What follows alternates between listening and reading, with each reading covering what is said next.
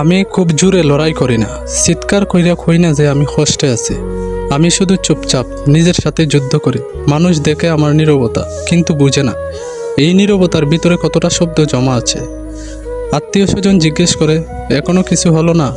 তাদের চোখে আমি ব্যর্থ, তাদের কথায় আমি ছোট, কিন্তু তারা জানে না আমি হার মানিনি।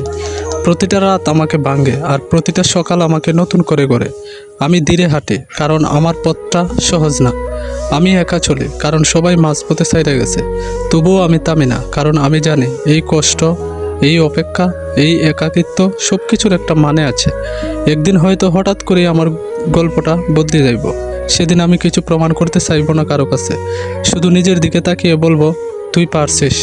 কারণ সবচেয়ে কঠিন যুদ্ধগুলো নীরবেই আসে।